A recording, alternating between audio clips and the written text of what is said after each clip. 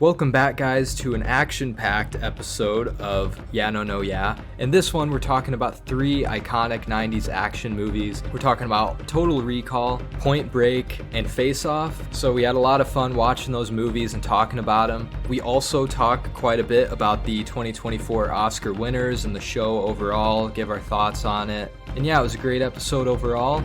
Check out the timestamps in the description if you want to avoid spoilers and listen to any certain part of the episode. Also, keep an eye out for the link tree where you can find all of our social medias and the link to the Patreon if you want to support the podcast. We appreciate all the help. And yeah, with that being said, let's get into it.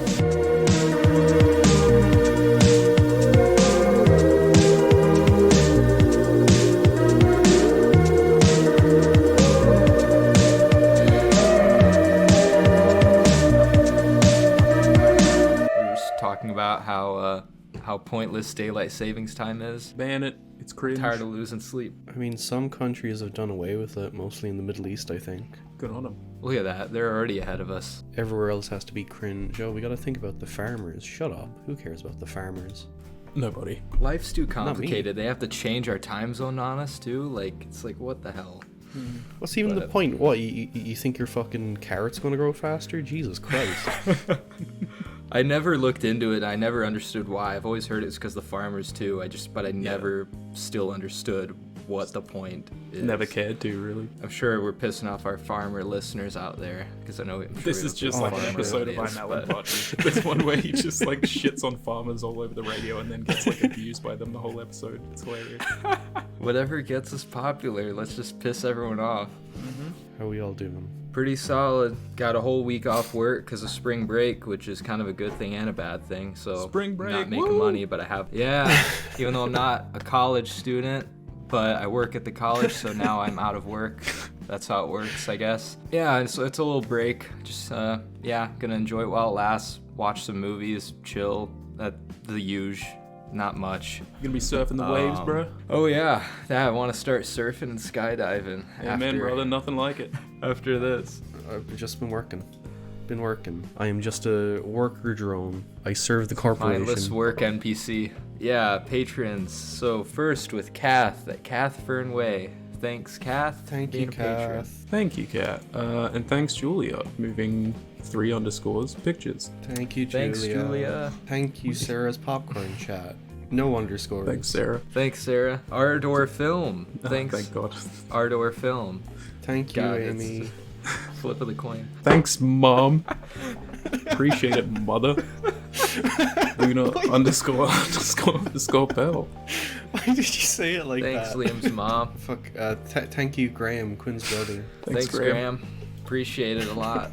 You're the man. Yeah, let's do a poll results. So, from one of our last episodes from Holy Horrors, which was when we talked about Midnight Mass, which Mike Flanagan series do you prefer the most? Because he's done 4 at this point. So I put, Haunting of Hill House, Haunting of Bly Manor, Midnight Mass, and then Fall of the House of Usher. Did you forget about that one Keelan told you about? Yeah, he's done 5. I actually did. Fuck it. No one cares about that. I don't think Let's anyone be real. fucking Nobody's watched it. seen that. I haven't heard much about it other than fucking Heather Langenkamp was in it. 50-50 tie between Haunting of Hill House and Midnight Mass, which I'm not surprised because those are like his most acclaimed, I think. Vote more, people.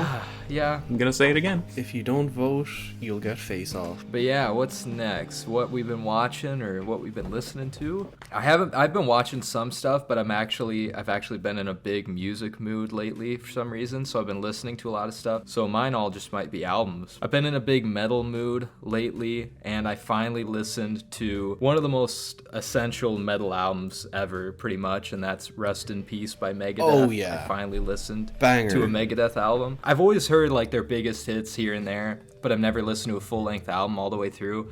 And to be honest, like what turned me off the most was Mustaine's vocals. Dave Mustaine's singing. I mean, that is just a huge love it or hate it, hit or miss thing for people with this band. I really gotten used to it at this point, and after getting past that, I mean, fuck, there's so many like amazing guitar riffs. Like this has some of the best guitar riffs I've ever heard, like in any metal album, to be honest. And it has my favorite Megadeth song, which is Hangar 18. Oh, that I've always loved that song. Amazing. It's probably my favorite. It's amazing. It's got like 18 mini guitar solos yeah. scattered throughout it, pretty It's much, just a literally. huge fucking guitar solo. And it's just the energy of that song is fucking amazing, and great sounding technical metal album. Just like their guitar riffs, like I said, is what stood out the most. And like I'm trying to learn some of them on the real guitar. Oh, God help you. They're tough, but like I actually got down the beginning of Holy Wars, that like you'd have to hear it, but I was like practicing that for like a long time, and I actually got it down, so I'm pretty happy with myself. I know it's bass, but like the Dawn Patrol riff, really fun to play. That is good too. It's a fucking that is killer really good riff. I love that fucking song. Lucretia I really like. Tornado of Souls, of course. Yeah, it's just a great overall album. I gave it like a 9 out of 10. I listened to a album called Mass Romantic by the New Pornographers. It was pretty good. I don't have much this time, honestly. Beat, it's fun. The instrumentals are very original, and I like that there's different vocalists. It makes it feel like it has a lot of variety too. Kind of a banger. I really liked it. I'd probably go with like an 8 out of 10 right now. I thought the Fake Headlines, To Wild Homes, and Execution Day were really good songs. I listened to Parklife by Blur. I'm trying to get into Blur because I've always been into like English music, and for some reason Blur is a big blind spot for me. Like I never really listened to them apart from like Song 2, various tracks that I've heard here and there. So I decided to start with Parklife because that's like one of their most acclaimed ones, and I was like, yeah, let's go for it. Fucking rocks. I don't know what's taken me so long to get into them. Like in comparison to like the big thing in the 90s was like Blur or Oasis. It's a little tongue twister. Fucking hell. It's crazy how much versatility Blur show in their albums, and I think it kind of carries on over to Gorillaz in a way, because the sound of the album is consistent, but they're always trying new things, and I really appreciate that, and that's one thing I've always loved about Damon Albarn. I fucking love London Loves. I love that song so much. I've been listening to that a lot, and the title track Parklife, it's probably one of their biggest hits. It's just so cool. I love the lyrics on it. And there's Girls and Boys as well, great song. And yeah, I want to listen to more of them, and Parklife was a great start. I'd give it a 9 out of 10. Fucking musical. I just have more albums, because that's all I've really been doing. I actually got in a bit of a grunge phase as well. So I re-listened to probably the most popular grunge album ever, which is Nevermind by Nirvana. Re-listened to that. What is there to fucking say about it? Like I gave it 5 stars this time. There's a reason it's one of the most like iconic albums ever. It's just a great, like, well-rounded fucking, like, this time there was no filler for me. Some songs I've heard too many times, so I am kind of tired of them, like Smells Like Teen Spirit. I'm kind of annoyed at this point. Disagree, still a banger. I'll still enjoy it, but like I will never go out of my way to listen to it now because it's just so beaten into my brain. Hey, Lithium still slaps. Lithium's fucking... Lithium is like, I think it's still my favorite Nirvana song in general, is Lithium for sure. Things like Come As You Are, In Bloom, Drain You, fucking On a Plane, even Something in the Way, which was a good song before the Batman movie. But no, it's still good. It's used really well in the banger. Like, but I'm saying like it was like I love how like nobody was playing that song until Batman for some reason. I don't know. Yeah, which pissed me off because it was always my fucking favorite song on Nevermind, and now it's like, oh yeah, I guess. Really? Like now it's like the most popular. Now like everybody loves it, and you're like, fuck. One of the most iconic, best albums ever. Honestly, I gave it a 10 out of 10. It's crazy that whole thing with the baby on the cover like trying to sue Nirvana and shit. It's fucking ridiculous. Is that? I didn't even hear about that. It was I'm not surprised. It was during COVID, I think that happened. Yeah, it was. Yeah. Yeah, so stupid. It's hilarious. He was fine with it for years, and then suddenly, I guess, and he was like coasting off it as well. Like he was marketing himself as that and shit, and then all of a sudden he's like, nah, fuck Nirvana. Well, I'm not surprised. People do anything to sue to get money these days. So I listened to an album as well, and it was called Zig by Poppy. Oh, you listened. I did. Last of the 3 to listen to it. Yeah.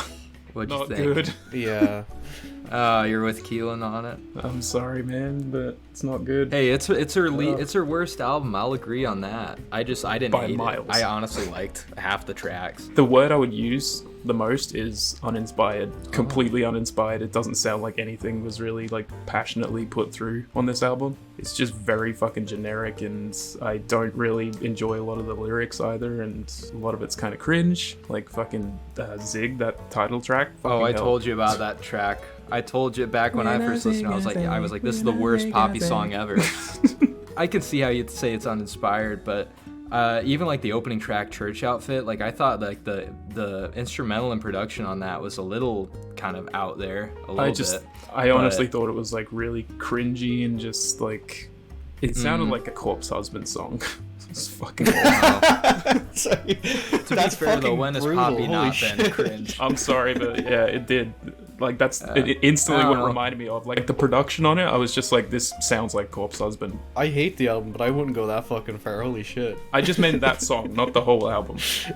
I have to be honest though, I kind of did like Motorbike. Yeah, it's a good song. It's fun. It's very fun. I don't think it's like the worst thing in the world or anything, but it's very disappointing for Poppy, especially coming off the Flux, because that is probably my favorite one of hers. It was very disappointing, I'll say that too, I genuinely think the Stagger EP is better than this. I'd probably go with like a 3 or 4 out of 10. I'm not sure. My last one isn't music. Yeah. Well, my last sorry one to break is, it up. Yeah. fucking piece of shit. Anyway, I've been listening to the boss, Bruce Springsteen. I'm seeing him live in like 2 months because I bought tickets for my dad for Christmas. I like that music board review that you did where it's just like, it seems like the missing ingredient was horns. That made me laugh. And that's the album I'm going to talk about. Fucking The Wild and the Innocent and the E Street Shuffle by Bruce Springsteen. It's his second album. I listened to his first 3 albums, and I've always loved Born to Run. Born to Run is a fucking masterpiece, one of the best fucking 70s rock albums ever. But I'd never heard The Wild, the Innocent, the E Street Shuffle. I'm just going to call it the E Street Shuffle because like I'm not fucking saying that full title. But I wasn't really expecting much out of it because when I looked on Spotify to see what his next album after Greetings from Asbury Park I saw that album cover and I was like, that looks like kind of a live album or like a compilation of sorts, and I didn't realize that it was his second album. It's 7 tracks and they're all fucking great, and it kind of improves on everything. It was kind of lesser in the first album. Like the first album felt like he was trying to ape off Bob Dylan a lot, especially like early 60s, mid 60s Bob Dylan. In terms of his songwriting and the style of the music, it felt like he was wearing his influences on his sleeve. But in the second album he starts to become his own artist, and I really enjoyed it. And the missing ingredient from that first album was fucking horns, because he introduced the E Street Band, and they're like his touring band for like the past fucking 50 years. He's worked on all their albums, and fucking the horns on it are fucking they're dynamite. They fucking work a charm. The lyrics as well are great. Like I've always thought Bruce Springsteen was a great writer. Well, not always. Like I've always kind of had trouble getting into him because Born in the USA I always thought was like a pro USA song. Oh, and then when I realized, I hate that song, to be honest. Me too. I used to hate it until I realized it was an anti-American song, and I was like, hell yeah, let's fucking song. go. Even when it is, I still don't like the so chorus annoying. and all of it. Fucking stack track list, like Rosalie Come Out Tonight is a great fucking song. The E Street Shuffle is so fucking catchy. Like the moment that song started I was like, whoa, this is going to be a fucking good one, because that song is just so fucking catchy. Like it's one of those songs that's just like, oh yeah, there's kind of a dance to go along with it, I guess, because like, oh yeah, do the E Street Shuffle or whatever. And I was like, yeah, that kind of stuff kind of is cringy sometimes, but it kind of works, I feel, and especially since the song is so fucking catchy. It's a great album. It's a great second album, and I can't wait to listen to the albums I haven't heard from him. I'd give the E Street Shuffle a 9 out of 10. The dads of the world had a point with Springsteen. That's all I'm going to say. Yet another metal album, because like I said, I've been going through a big phase just listening to metal shit. This is actually a re-listen. Probably haven't heard in like 10 years, and so listening to it as like 16 years old and listening to it now is definitely kind of cool, but I still love it. And that is the self-titled album from Avenged Sevenfold.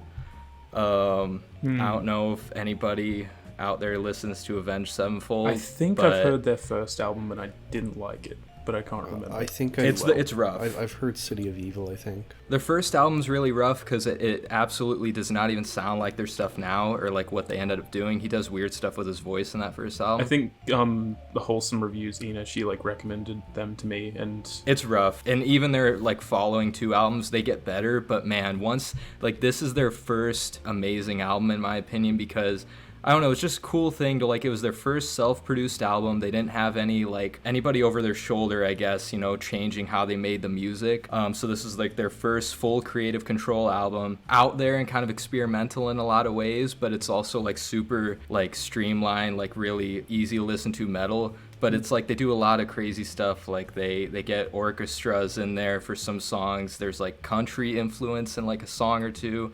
There's like a bunch of just pianos and like choirs and shit in some songs. Like they really go out there with a lot of the different tracks, and it somehow just works. And it's always been like the consensus is that like this is their best album. I don't think they're ever gonna top it. It came out in like 2007. It's the self-titled one, like I said. Every single one is a fucking banger, I think. Yeah, their opening track, Critical Acclaim, is just like one of the best openers to a metal song or metal album I've heard. And yeah, I think they have just a really unique sound. If you ever do listen to their later albums, you'll actually come to see that like their singer has like a really unique voice, and it's the one that I would always recommend to people. I don't know, it's really special. It was a really formative metal album for me, and I know it like for a lot of people too. Like a lot of people hold this album really close, and it was like sort of a formative metal album for like a whole generation, to be honest. Yeah, like when I was younger, like a lot of my friends who didn't even listen to metal, they liked Avenged Sevenfold. I'm not sure if that was because of Call of Duty or not, though.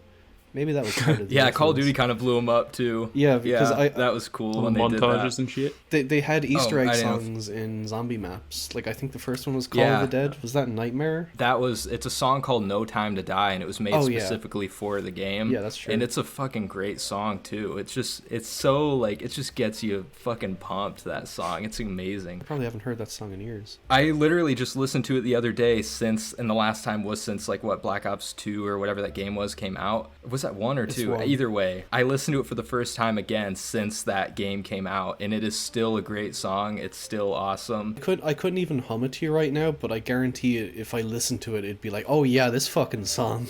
Because I probably just exactly. I probably just activated the song whenever I played the map, because it's just like, yeah, let's do the Easter egg. Why not? It's really nostalgic, but it like still holds up to this day. Every single track is super catchy. I could name literally like some of my favorite songs off of all of it, but honestly it'd probably be all of them. I think my favorite track though is probably Lost. That song just like makes me definitely feel a lot of things. I just love it. And then the last track I'll mention is A Little Piece of Heaven, which is like one of the most out there, unique metal songs you'll ever hear. Just listen to that song at least, A Little Piece of Heaven, because it's really unique. I love it to this day. I'd give it a 10 out of 10. Honestly, becoming one of my favorite albums in general. There's 2 new soundboard things as well if you want to check it out.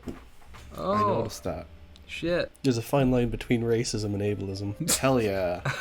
Oh my dear. Willow, fuck off. Get down. I remember what she was doing in that moment. All right, well, my last one, I watched a season of a show, and it's called How To with John Wilson. Oh, hell yeah. And I love that show. Yeah, Julia showed it to me, and it's like really fucking unique. I like it a lot. I didn't think I would at first because, I don't know, John Wilson's a bit kind of hard to get used to at times. The way that he kind of narrates everything is very like broken up, and it's not like professional or anything like that, but it's like, that's kind of what I love about it as well. It's very human. It's just really like down to earth, and like the way that he explores all these people in these different like concepts that he does, it's like so interesting. The fucking foreskin guy. Don't no. That was I want to forget. I want to forget about that for the rest of my life. Yeah, you got to be prepared for that if you going into this show, by the way. Like, god damn it. He gets into the nitty-gritty of New York. Certainly does. That guy aside, like, he does meet some very interesting people. Like, it's really interesting seeing, like, the variety of people that he brings into it and how they operate day to day and stuff. It's like there's like a lot of really metaphorical storytelling kind of in a weird way, even though it's like a documentary. It's really, really interesting, and I think you can get a lot out of it if you open yourself up to it and get used to it in the first couple of episodes. It's a really fucking good show. I'd probably give it like a 9 out of 10 so far, at least this season.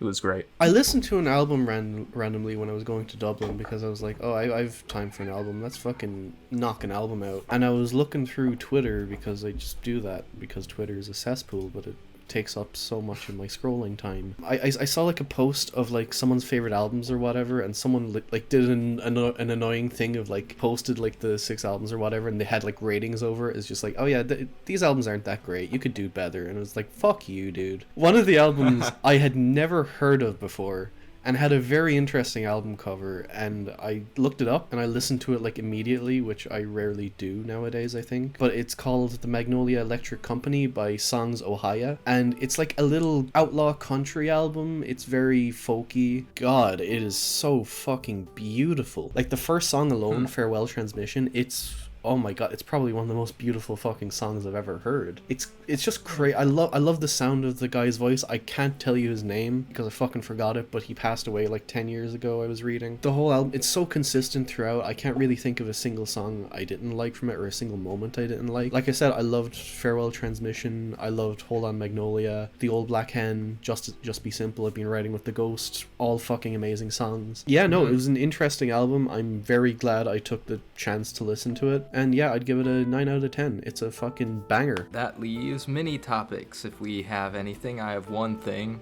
and it's the big thing. Pretty obvious. It's not even real news, but I just saw something on Twitter. Apparently, Christopher Nolan's next film might be a remake of a 60s television series called The Prisoner. I've never heard of that, but it says it follows an agent who resigns from his job but is kidnapped to a mysterious seaside village full of captives in constant surveillance. That sounds interesting. I've never heard of that, though. That isn't confirmed or anything, but it was just like, oh yeah, some people are saying this could be his next movie, so that could be complete bullshit for all I know. You know, I take that over a fucking James Bond movie, which he keeps saying he wants to make. I don't need another James Bond movie personally, but they're going to keep making them. Well, if it's his dream and he wants to do it, then go right ahead. But I know, and I'm sure it'll be Inception great. and Tenet were like fucking so Bondy. But I feel like his weird sci-fi twists on those are what make it unique and like entertaining. I don't want just a straightforward James Bond, but you know what? Nolan can do no wrong at this point. So we talked about the Oscar nominations back when they happened, and they finally happened. So a couple nights ago was the Oscars. I slept through them. You slept through it? Yeah. I mean, I guess, it was at a weird time. Thankfully, I fucking missed Jimmy Kimmel's opening monologue because, oh my god. I fucking hate Kimmel. Fucking long. Dude, Yeah, I don't to hate go. him, but man, he is just such a boring host. Like, he's such a safe pick for the Academy. Like, they need to get somebody interesting. Yeah, he's just like the most safe, bland, boring, like, this guy is, everybody knows him, but he's like, the not most gonna boring talk show say host some as crazy well. shit. Yeah, I just don't think he's entertaining. Yeah, it's just, and I don't know who writes his jokes if he does it, but they're It really barely hit or feels like he miss, has a but- personality. He's just like... He feels like a Ugh. very blank slate. I think a good Oscars host would be Conan O'Brien. Dude, I've been saying that forever. Oh my god, I've been saying that for years. I've always wanted him. Always. It would He's be fucking hilarious. great though, Graham Norton. It's never gonna happen, he'd but it be would be great, fucking too. great. He's not that That'd be big in hilarious, fucking too. America. I mean, I know he's not, but he's so charismatic. Like, he just makes it work. I love Graham Norton. He's great. Might as well start off with the big ones. Starting off with the best picture. But yeah, Oppenheimer won Woo! best picture. Great pick. I'm happy. As it should. Yeah, I'm happy about it. I would have been happy with anything except Maestro and American Fiction, honestly. Anything else there, I would have been happy with. Fucking Yeah. Pacino, man. What was he doing? What was Oh, he wait, no, doing? we gotta bring up Pacino. Did you guys see that? I mean, you saw a clip, Liam? Oh my I see god. a watched little it. clip, yeah. Like, I watched it live and I was like, I expected him to read off the nominees, and then he opened the card and he was like, I see Oppenheimer. Yeah, what the fuck? I see Oppenheimer. It's like the most in his anticlimactic defense. way to announce it. I know, that's what I was saying. I was like, that was the most anticlimactic best picture announcement fucking ever. But I love how they built him up. It was just like, oh yeah, it's the 50th anniversary of The Godfather. Godfather I thought 2. they were gonna fucking bring out like the whole cast or whatever, and it was just Pacino just That'd be rocking up. Just little old Pacino just stumbling out there. And it's, my eyes see Oppenheimer. It's like, and then everyone's like staring. He said that, and then he started, after he waited and nobody clapped, then he started reading off the names, and then finally the Oppenheimer music came in, and he looks around, he's like, what happened? That's what he says. He's like, Oh what my happened? God. And then it cuts away from him. It's fucking hilarious. You have to like listen closely. No, in his defense, like he apparently put out a statement. The reason that he didn't name off the nominees was because they didn't want him to or something, because like that's what they were doing throughout the awards. Like every time they cut back from commercials, they would show a clip from one of the best picture nominees. So I guess that's why they were doing that. That does make sense, and I like that they did do that because it cuts down on a lot of time. My favorite thing that I saw was the thing with Arnie and Danny Yeah, DeVito that was and Michael fun. Keaton. That was Everyone's awesome. loving that. Yeah. Yeah, that was great. That's And John yeah, Cena was that pretty funny. That's not even your Batman, Ernie. I was wanting to say something, but I'd be like, this is just getting too nerdy and too fucking nitpicky for people, so I'm not even gonna care. You should make a TikTok where you just pause it and go, well, actually. Well, actually, best actor, Cillian Murphy, Yes. another Oppenheimer win. Yeah, I was He happy about deserves that it. too, even though it's not who I put down for my ballot. But Oh, did you do a ballot? I was happy. What did you get? I did. I got 14 out of 23 right. I got 16. Fuck. Fuck. Well, it's still over half. Both are still over half. First Irish getting an Oscar, right? Or Best Actor award. First Irish. Yeah, I person bet getting you feel Best very Actor. proud right now. We do feel proud, Big and win for the I've Irish. seen videos of like kids in schools just like celebrating his win, even though they can't fucking watch the movie because it's a 15s. So, what parent is showing let them 'em the watch fucking Oppenheimer movie? There's swearing and boobs and stuff. It's for adult. But yeah, Best Actress, which was kind of a surprise for a lot of people. Emma Stone won. Yeah, a little I bit. think everybody was assuming Lily Gladstone was going to win. Yeah. And I didn't think it was that even much probably of a Emma surprise. Stone herself. Yeah. Really? No, because like I she mean- won every kind of minor award leading up to it. Lily Gladstone didn't really win much. I think they both deserved like an award for it because they're both fucking amazing. They're like two of my favorite performances from last year. But I'm happy with Emma. I think Yeah. people are being weird I am about it. But Yeah, now of course people because are of this, probably like upset. it's a racist thing, isn't it? I have seen people just going on about like it should have been Lily Gladstone's because of where she's from. Right. I'm sure a lot of people were like wanting to like make that history, like first Native American woman getting a Best Actress, which would have been a big deal. But I mean, it's already a big enough deal she was nominated. So like, I mean, we should be happy at least she was nominated. But like, Yeah. I mean, yeah, I know I'm happy with Emma Stone's win. And I'm sure from here on, like Lily will be continuing to grow as well. So I hope so. She's a Oh great yeah, actor. Best International Feature, Zone of Interest won that. Obviously. I mean, I didn't see any of the other very good films, speech so from Mr. obviously- Glazer. Very brave speech. Yeah, I mean, you could tell he was nervous. He was like shaking as he Yeah. was giving it. He was like, I mean, because he knew he was. The movie's literally fucking about that. It would have been weird if he didn't say anything about it. And I'm happy I know, he did. right? That's why it's. But Yeah. like when you look at the Yeah. audience as well when he's reading his speech, like a lot of them just look very uncomfortable and some of them didn't clap and stuff. It's like Yeah. I It think Mark just feels- Ruffalo did. Fair fucking play to him. Hollywood is being fucking weird about the genocide, but we won't get into it. It's too fucking dark. But it was a good speech from Glazer. Best Supporting Actress, Divine Joy Randolph. I'm glad she got Yeah. it because I think she definitely earned it. She was great in the She holdovers. really deserved it. Like, she was probably the best performance in that category. Honestly, yeah, totally. I mean, even Emily Blunt, I've always said, I She's think good. was amazing in Oppenheimer. She was good, but like she definitely, I think, took it away. justice like for easily. America Ferrera. Dude, what I would have everyone's saying. spit my drink out if she fucking won. I'm the Barbie enjoyer here, but no, why the fuck was she nominated? That's so fucking Yeah. stupid. Exactly. Why? What they should have done. Put Lily Gladstone in supporting actress. Get America Ferrera out of there. Let Lily and fucking Emma win. That's the best case scenario. That is No, the that's best case actually scenario. true because Lily Gladstone was like only in like 40 minutes of fucking Killers Yeah. or something like that. Like she was not in it for like the majority. Yeah, I don't Best- get why she's best right. leading. Yeah. Yeah, they should have fucking done that right then and there. But no, I'm happy But give though it to that she got Devine. it for the holdovers. So She Yeah. deserves it. She was fucking I'm phenomenal. happy with that. She was amazing. In she it. was. I did like the performance at the Oscars mainly because they brought Slash out. I was like, what the fuck? I mean, did you see he that? did the solo in the song. I didn't know that. I didn't know that he did the solo in the song. So when I saw him come out, I'm like, I thought it was so just crazy and random, but I guess that makes sense. Moving on to Best Supporting Actor, Robert Downey Jr. won it. Hell fucking yeah, I'm let's happy. go. I probably would have picked Ruffalo over him personally, but I'm still fine with it. Really? I preferred Mark I'm Ruffalo fine in with it Poor- too. Poor Things. RDJ's first Oscar? It probably was. Yeah, Yeah, it was he was nominated for Chaplin and fucking Tropic Thunder. Yeah. Hell yeah. Hell yeah. But he That's lost hilarious. he lost to Heath, I'm pretty sure, right? Yeah, Oh, I mean, nobody should beat him in that. But yeah. Best Director, Christopher Nolan. So Fuck yeah, just big yes. Oppenheimer sweep, honestly. Yeah, it is. Nolan from Oppenheimer made $100 million. Like him I personally. thought it was like 60 million. I didn't know it was there that was a much. bonus Holy for shit. winning an Oscar. Dude, that's crazy. Well, it's gonna So go to his next movie. His I'm sure. total gross is like over $1 million for that one movie. That is Which is like crazy, half the fucking but- budget, I think. Talk about long overdue though. I can't believe this is his fucking first win. Like seriously. But I mean, yeah, I guess yeah. It's a clearly good earned it. movie to earn it for. Definitely. It he is. did direct the fuck out of Yeah. it. Best animated feature, Boring the Heron. Not surprised. I was kind of surprised. I thought Spider-Verse would probably win, but I don't know. I kind of thought so too, honestly. But I kind of thought, like, in the Academy shoes, what would they pick? And What I fucking love about that, I was reading that he didn't turn up for the 2003 Oscars because he wasn't happy with how America was treating the Iraq War. What's America Oh, huh. doing now? well, probably the fucking Yeah. you know. Wes Anderson won his first fucking Oscar, and the cunt didn't show up. Oh yeah, I guess that's worth mentioning. Yeah. I think everyone's just kind of pissed off about that. They're just like pissed off because it's like, you know, a chance for people to get their short films out there and stuff. And that is true. Like, that's true, and I feel like a lot of these other short films are probably trying to say something really important, and then you got Wes Anderson's Goofy. Like, I don't even know what he's talking about in this live action short. I did like that short, but the funny thing about it is the day after the Oscars, Netflix announced that they're going to release all the short films he made as a movie. So I think they basically grifted for an Oscar.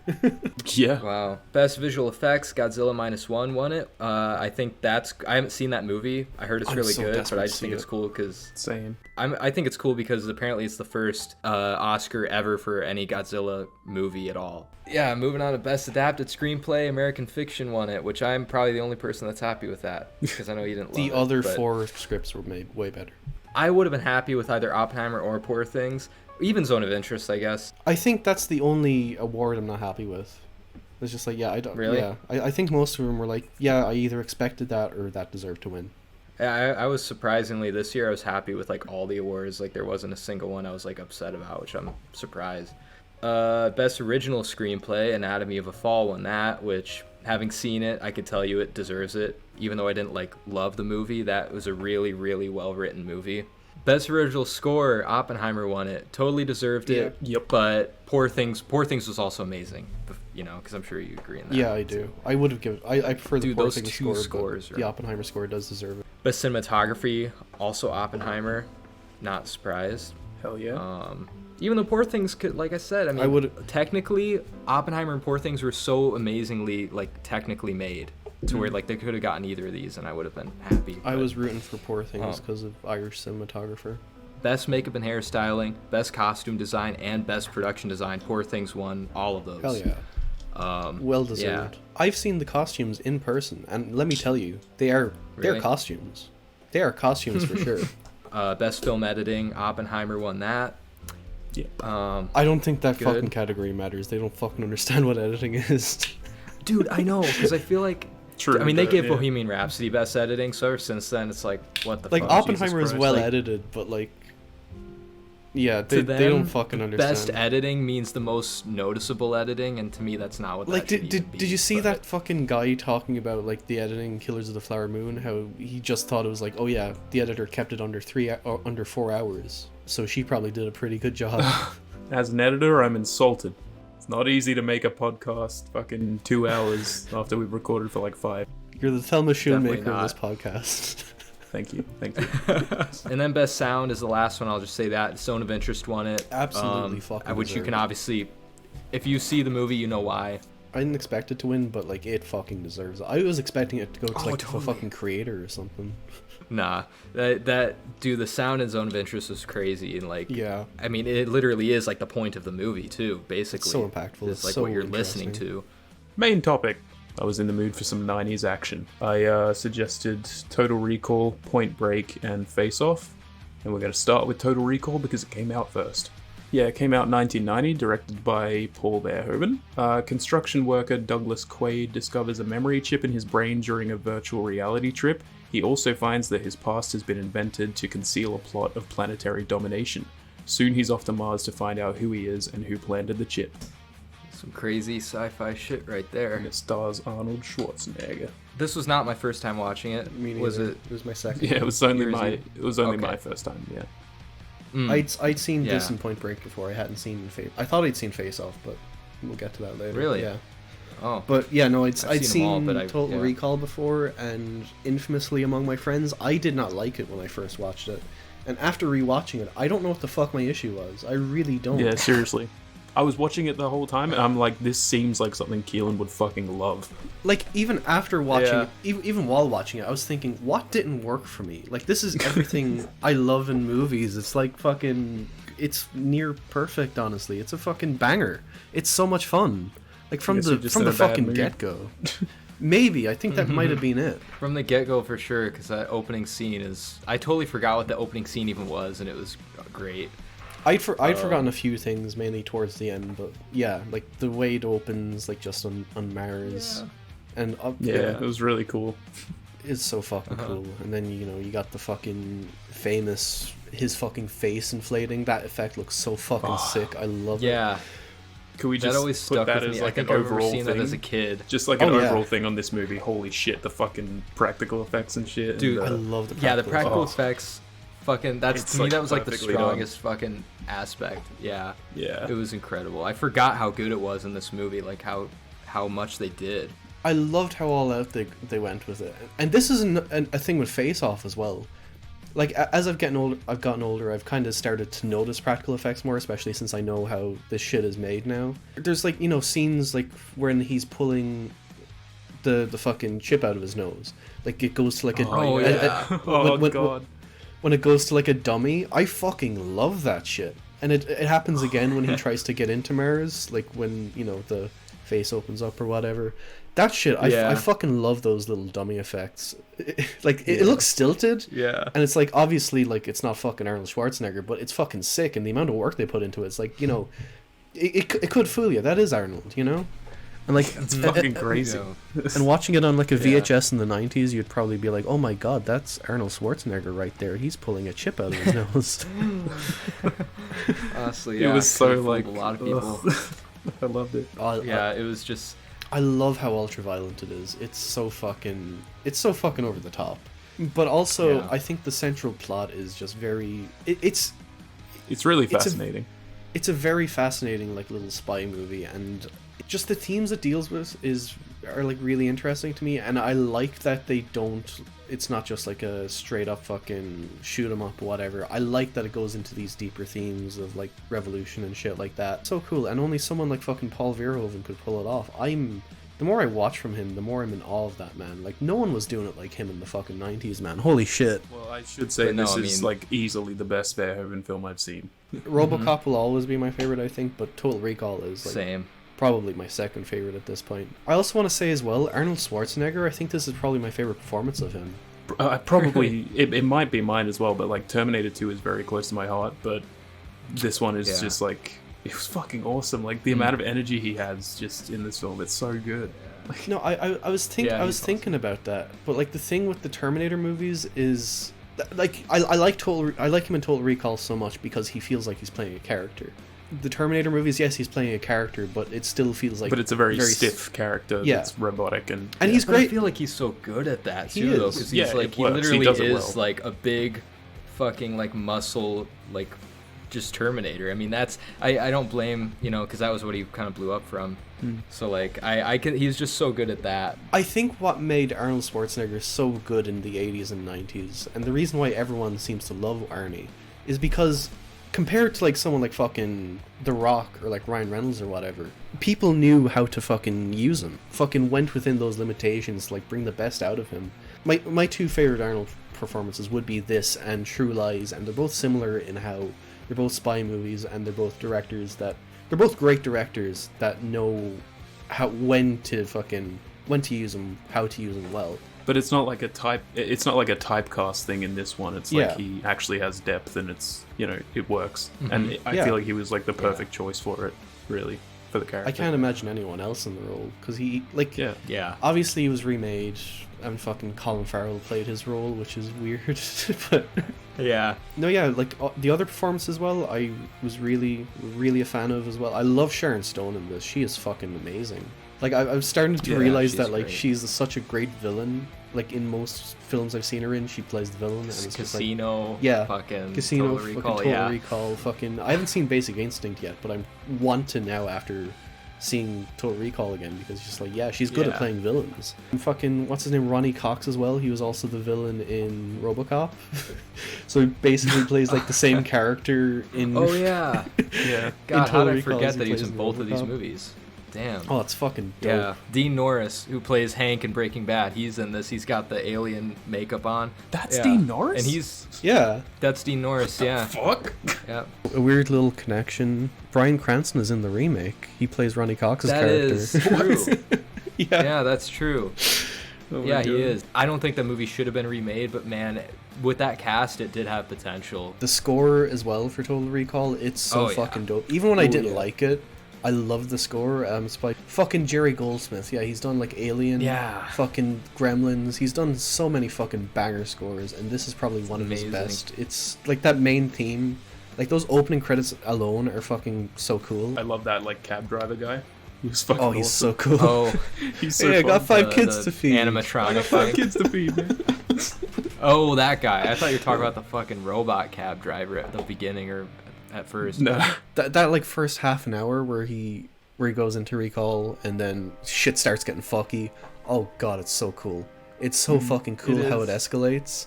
I mean, even leading up to that, like my favorite moments were always just like the weird inner world stuff of like him just like picking out like, okay, so what do you want to be? Like, what do you want your woman to be like? And he's like going through the options and stuff. Like I just love those little moments too. Like cool, even the non-action moments in the movie are pretty. Yeah, they're pretty awesome. Like all the world building's really good. Oh yeah. The world feels the world building, yeah, for sure. Sleazy, voluptuous, athletic. Like we can get into spoilers if you like. Spoilers for Total Recall. Yeah. That entire sequence after he goes to fucking Rekall, it's so fucking cool. When he's like going back to his apartment and he fucking sees his friend, like, hey, let's go for a beer. And then the whole gang shows up. Oh my god, it's so fucking sick. That shootout. Oh my, I love how bloody it is. I love how fucking over the top it is. It's fucking badass. Yeah. Paul Verhoeven, he's always had a thing for fucking blowing people apart. Yeah. I don't know why. He just, he gets the bloody. Fucking dude on the escalator, awesome. He just uses him as a fucking bullet shield. Oh, it's crazy. Fucking rattling fucking bullets into him. He fucking turns around and uses them again. My god, he was shredded to bits. I love shit like that. It's so fucking sick. I love that one bit with like the like security gun detector thingy. Oh, I love that too. We see his skeleton smashes him through the fucking glass. It's awesome. Like I came to these movies for the action and they fucking delivered. And this one. Oh, they delivered. Yeah, so 100%. good. I think if I do have one issue with this movie, weirdly, is that I feel like in the last act maybe I get a bit exhausted with the action. If that makes sense. I like it, but it's also like I kind of start to zone out and I'm just like, there's so much action happening. Why can't we just have like a normal movie with people talking in rooms? I kind of agree to a certain point. It started feeling like that, and like I guess while you bring up negatives, because like it's not a perfect movie to me, and this didn't really improve on rewatch either for me. But the plot itself was always something that never really caught my interest, or like I never felt invested in. To me, it always felt a bit convoluted. To me, this is like a movie of moments, like a movie of really funny moments, of really thrilling moments, and I was enjoying it for that. But anytime I tried to think about the plot, then I kind of started getting exhausted. I'm like, man, I don't even know. At this point, like, I'm just here for the fucking ride. I found myself really fascinated with the story the second time. Like, especially with, like, the constant fucking twists. Like, I forgot, like, half of them, honestly. I forgot, like, the big fucking twist at the end, which, there's a kind of a big thing in the movie where it's just, like, is it real, is it not? It's kind of... I like that Arnold is more or less an unreliable narrator in the movie. Yeah. Yeah. It feels like you're constantly questioning what's actually going on. Yeah. I guarantee this movie fucking influenced The Matrix, guarantee, because he takes a pill at a certain point. Yeah. He's like, take the fucking pill. That scene, this movie totally influenced The Matrix. That is one of my favorite scenes in the movie, though, when the Rekall guy comes into the fucking scene. The motel or whatever, and he's like, oh yeah, they put me in here as like a fail-safe. You gotta come out, man. You gotta come out. I love that shit. I love that. And Sharon Stone showing up. It's so fucking cool. I like that moment too, and I like how like I said, it's over the top, but it's also played very straight, which I like. It never really shows its whole hand. It's always going for it, like whatever it's doing. Like, even with all the fucking Arnold's cheesy one-liners, they all work.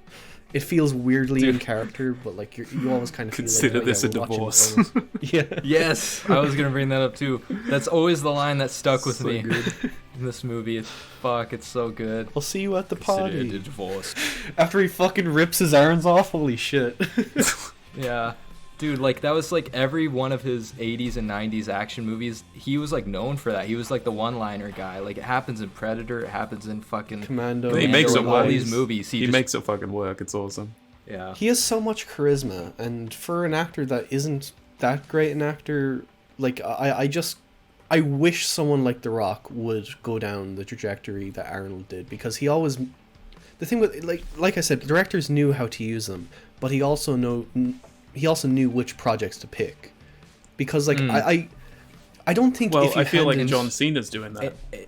Yes, that is He a good is. point. I wasn't And thinking about that, but I'm happy with the way and he- John Cena's going, and he can Yeah. actually act. Yeah. So He can. Yeah, and I think the difference between The Rock and like Cena or fucking Schwarzenegger is that they know, unlike The Rock, they know when to take themselves seriously and when not to. And I think The Rock takes himself way too seriously these days, and he kind of always has. Unlike it pisses me Pain off. and Gain, which is a rare fucking like funny performance from The Rock, and He's it's great, so good in but like Pain and it Gain. rarely happens. He is, and it's genuinely like his best performance, honestly. there's nothing But- close to how good he is in Pain and Gain. Like, it's like night and day comparing like fucking that to like It something is. like fucking, I don't know, Jungle Cruise, Red Notice, whatever fucking slop fucking- he puts out. Yeah. Hey, Jungle Holy Cruise shit. is For fun. real. Like, yeah. I had Oh, you've fun. seen Jungle Cruise? I have. Yeah. Liam, you gotta watch Pain and Gain, please. You're No, I'm gonna fine love with it. Jungle Cruise. I hope you like. Oh man. Pain and Gain is sick. Pain- I love Pain and Gain. I I do love that want to watch movie. that. The guy leaves the suitcase outside his window, and then like the lady's fighting Oh him. yeah. I love that little moment. Yeah.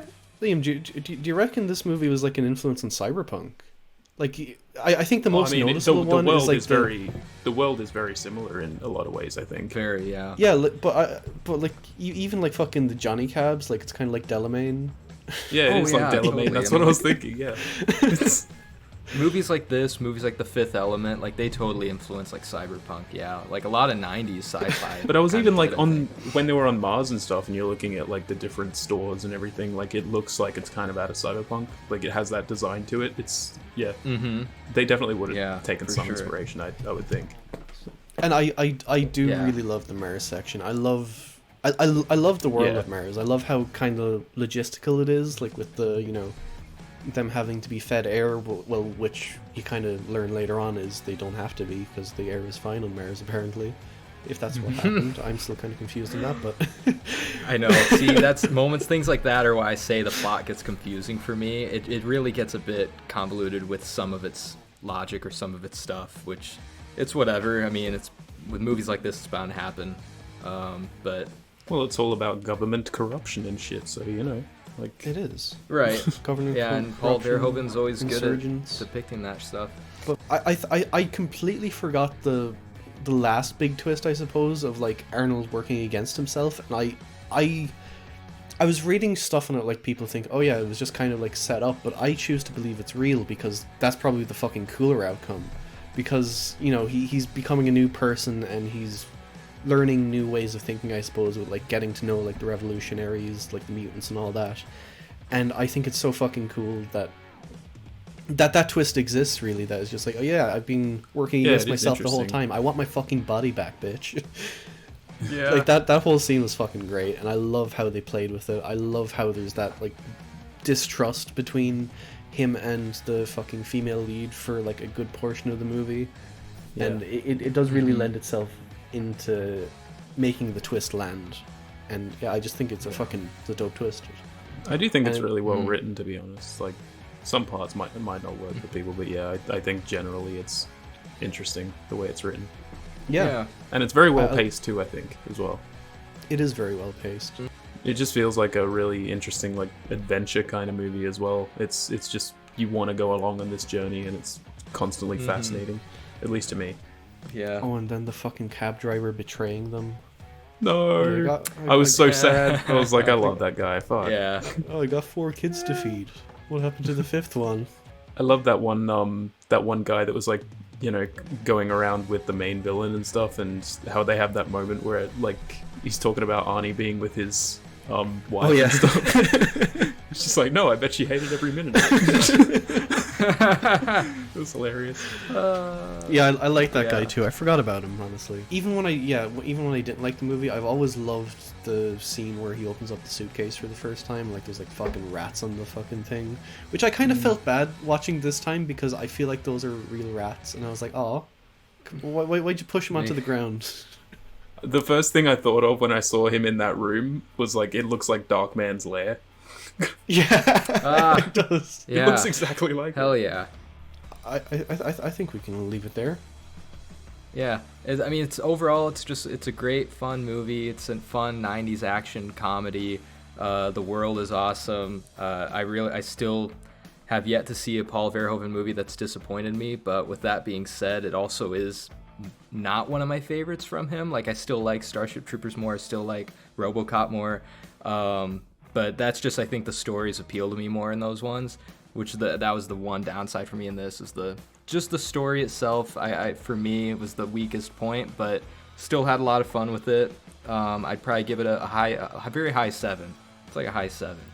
Yeah, still good. I still liked it, but yeah, I think RoboCop's more well balanced than this, but I think this is still a fucking fantastic film that stands on its own, and I'm very, very happy you recommended it, because I was thinking of rewatching it again recently, but fucking yeah, I'm just happy, bit the bullet, rewatched it, and I ended up loving it, which I should have done like fucking 5 years ago when I watched it the first time. I'm very glad you liked it on rewatch. Yeah, 9 out of 10. Yeah. I really, really loved it. I am an idiot. I would go back and kill my 19-year-old self. I personally see no reason not to give it a 10 right now. I really loved it. I fucking loved it. It was so much fun. Like, the whole world was just so creative. The acting worked for me so well. Like, all the writing was awesome. It's just constantly fascinating. The practical effects were fucking insane. And I loved it. It's everything I wanted out of a 90s action movie. And the sci-fi was just a bonus. It was fucking great. Hell yeah, dude. hell yeah. Point Break, directed by Catherine Bigelow from 1991. In Los Angeles, a gang of bank robbers call themselves the ex-presidents, commit their crimes while wearing masks of Reagan, Carter, Nixon, and Johnson. The FBI believes that the members of the gang could be surfers and send young agent Johnny Utah undercover to mix with the surfers and gather information. Johnny Utah. What a fucking name. What a That was character. going to be the name of the movie. That was going to be the name of the movie. Fucking Johnny. Really? Johnny Utah? They were going to go with that for a while. Fucking Keanu already has a movie called like Johnny Mnemonic or something Yeah, like that. Johnny Mnemonic, Also yeah. came out in the 90s. And John Wick. He's just John. And then John Wick, fucking Johnny trilogy of Silverhand. Johns. Just call him Yeah. John Reeves. at John this point. Constantine. He always plays Johns. John Constantine. John Neo? Of course, John Neo. Yeah. How could I forget? Man, yeah, if that ain't a crazy plot right there. Yeah. The 90s were just a crazy time for plots and for thrillers and for action. Like, they went all fucking out. I with, like, I wacky didn't ideas expect in it. this at But all. it works. I genuinely just thought it was a movie about fucking surfing. Like I actually thought. You didn't think it was a Yeah. fucking action movie? I just thought it was about like surfing action. I don't know. I was like, What fucking action can you get out of surfing? They barely do it in the movie. I always knew surfing was like the big point of the movie, a big selling point. But I also didn't really know. I mean, no, I knew because like this was my second time watching. Yeah. But years ago, I never fucking knew. I forgot it was a bank robbery movie or like a infiltrating the fucking. I don't know. it's a lot of things in one. It's a romance, it's an action movie, it's a thriller, it's a comedy. That plot was kind of funny because it says the FBI thinks they're surfers, but really it's just Gary Busey, Yeah. the one guy who everyone else thinks he's fucking crazy. Fucking John Like, C. thinks McGinley these just guys are fucking going surfers. off on them like every I did fucking not know chance John he C. gets. McGinley was in this. Fucking hell. My god, the man is no fucking chill. He's always fucking screaming. I'm sure me and Liam have kind of the same thing where like we heard of this movie first in Hot Fuzz. Would I be correct in saying that? I probably, might yeah. have also heard it Yeah. only first because of Hot Fuzz, yeah, too, honestly. It's not that I heard of might it have been the first. same. It's just, I mean, they play like a short scene from that movie, A and scene from it. Yeah, they Yeah. played him shooting up into the air. He's like which Point is- Break. yeah. which was Point Break fucking or Bad awesome in Boys 2. context, by the way. In context, it was like, Oh yeah, yeah, hell yeah. In context, it's way different, yeah. but yeah, fucking no. This movie just fucking kicks all kinds of ass. Like it's Dudes fucking rock, man. yeah, it is. It's Dudes rock awesome the being a movie. dude.